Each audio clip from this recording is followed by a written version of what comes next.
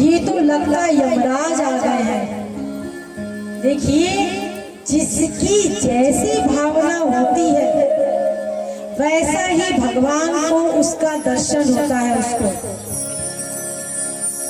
हम लोग कई बार आकर के कहते हैं संतों से, महापुरुषों से कि भगवान से हम प्यार कैसे करें, उनको तो हमने देखा ही नहीं है।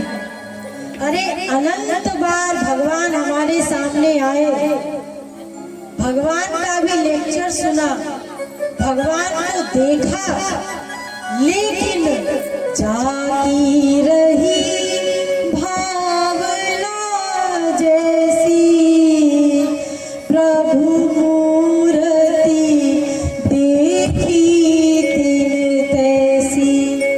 जैसी जिसके भीतर की भावना थी वैसे ही भगवान हमें दिखाई दिए।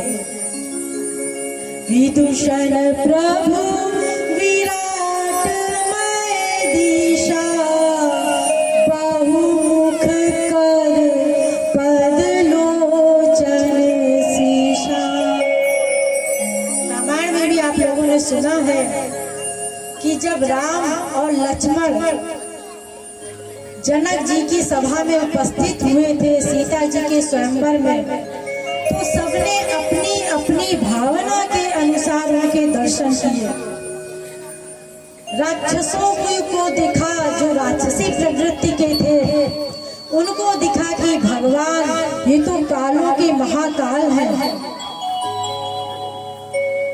और जो माताएं थी उन्होंने देखा तो उन्हें तो छोटे से बालक दिखे, बालक के स्वरूप में भगवान दिखे। जो स्त्रियां थी उन्होंने कामदेव के रूप में देखा कि ये तो हमारे प्रियतम है।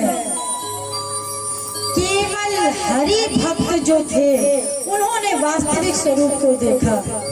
हरि भक्तन देखे दो भ्राता, केवल हरि भक्तों ने वास्तविक स्वरूप को देखा कि ये तो हमारे पूर्णतम पुरुषोत्तम राम है, ये तो हमारे पूर्णतम पुरुषोत्तम भगवान श्री कृष्ण है। तो सही दर्शन केवल भक्तों ने किए, बाकी जिसने जिसने देखा उसने अपनी अपनी भावना के अनुसार भगवान के स्वरूप को देखा। किसी को तो 4 हाथ दिखाई दे रहे हैं, किसी को 6 हाथ, किसी को 10, किसी को 1000 हाथ दिखाई दे रहे हैं, किसी को 10,000 दिखाई दे रहे हैं। सबकी अलग अलग भावना। तो अगर भगवान के दर्शन कोई संत करा भी देता है, वो करवा सकता है, लेकिन हमारी जैसी भावना रहेगी भीतर की, अभी हमारा भगवान से उतना प्रेम नहीं है क्योंकि हमारी माइक बुद्धि है। तो अगर हमें भगवान भी दिखेंगे तो माइक ही दिखेंगे, उससे सुंदर तो हमें अपना बालक दिखेगा। अरे जब कुबलिया पेड़ हाथी को मारा था भगवान ने, तो आप सब लोग भी थे वहां पर। आप सब लोगों ने क्या कहा? अरे वो तो ऐसे ही है, ठीक है, जरा सुंदर है, लेकिन वो तो हाथी को चक्कर आ गया होगा, वो तो हाथी बेहोश हो गया होगा।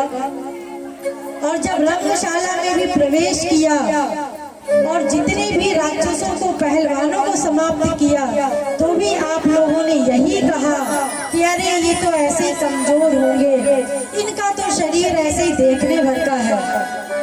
लेकिन हमारी ये भावना नहीं आई कि ये भगवान है, पूर्णतम पुरुषोत्तम श्री कृष्ण है, इसीलिए उन्होंने इनको समाप्त कर दिया है। क्योंकि हमारी भीतर की ही भावना माइक थी, क्योंकि हम जब तक माया के अंडर में हैं तब तक माइक ही सोचेंगे, माइक ही करेंगे, चाहे साधना भक्ति कुछ भी हो। लेकिन भक्ति करने से एक लाभ हमें अवश्य होगा कि जैसे जैसे हम भगवान की भक्ति करते जाएंगे वैसे वैसे ही हमारा अंतःकरण शुद्ध होता जाएगा, वैसे वैसे ही हमारे हृदय में भगवत भावना आती जाएगी, और जो हमारी पाप करने की प्रवृत्ति है वो समाप्त होती जाएगी। और एक दिन जितने भी ये माया के गुण हैं वो सब समाप्त हो जाएंगे सदा सदा के लिए। जिस दिन भगवान अपनी पावर देगा, भगवान अपनी शक्ति देगा, साधना भक्ति करते करते जब हमारा पूरा अंतःकरण शुद्ध हो जाएगा, ध्यान दीजिए, अगर 99.9% भी हमारा शुद्ध हो गया और 0.1% भी हमारा अशुद्ध है, तो भी अभी हम उस स्टेज तक नहीं पहुंचे। क्योंकि भगवत भक्ति करने के लिए, भगवत प्राप्ति करने के लिए पूरा 100% हमारा अंतःकरण शुद्ध होना चाहिए। और जब पूर्ण अंतःकरण शुद्ध हो जाएगा तब हमारे भीतर भगवान चाहे गुरु के द्वारा, किसी संत के द्वारा हमें अपना दिव्यानंद प्रेमानंद प्रदान कर देंगे सदा सदा के लिए। और जितने भी हमारे माइक गुण हैं, काम क्रोध लोभ मोह जितने भी हैं, वो सब एक साथ समाप्त हो जाएंगे। उसके लिए हमें अलग अलग प्रयत्न नहीं करना पड़ेगा। तो माइक गुण हमारे पास तब तक रहेंगे जब तक कि हम माया के अंडर में हैं। क्योंकि माया जो बनी है, मन जो बना है वो माया का ही बना है। तो हमारी जितनी भी इंद्रिय मन बुद्धि है सब माया की बनी है। तो माया की बनी होने के कारण हम जो कुछ भी सोचेंगे करेंगे माइक ही सोचेंगे। मन माया ते ही बनो, माया ते संसार, या ते मन भावत सदा, यह संसार असार। ये मन माया का बना है और जब तक माया की चीजें हमारे पास हैं, जब तक भगवत प्राप्ति नहीं हो जाती तब तक ये माया की चीजें सदा साथ रहेगी, समाप्त नहीं हो सकती। तो हमारे अंतःकरण में जब ये भावना आएगी भगवान की भक्ति की, अंतःकरण शुद्ध हो जाएगा।